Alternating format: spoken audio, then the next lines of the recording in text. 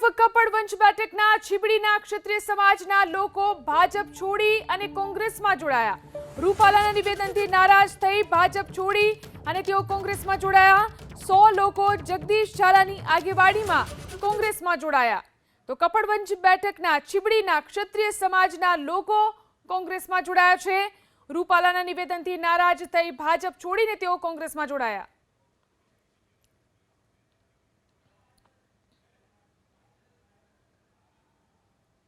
આજે જ્યારે અમારા ક્ષત્રિય સમાજનું બેન દીકરીઓનું અપમાન થાય એવી ટિપ્પણી જો એક મંત્રી તરીકે કરતા હોય અને અમારા સમાજનું જો અપમાન થતું હોય તો અપમાનના ભોગે માફી આપી શકાય જ નહીં।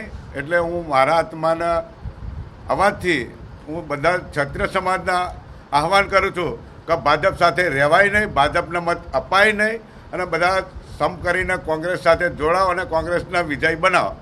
કપડવંજ વિધાનસભાના છીબડી જિલ્લા પંચાયતમાંથી જિલ્લા પંચાયત લડી ચૂકેલા માજી તાલુકા પંચાયતના સદસ્ય, ડેરીના ચેરમેન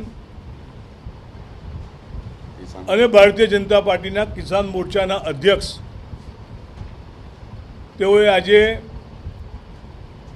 ભારતીય જનતા પાર્ટી છોડીને કોંગ્રેસમાં સામેલ થવાનો નિર્ણય કરી આજે આ ઓફિસ પર આવ્યા છે।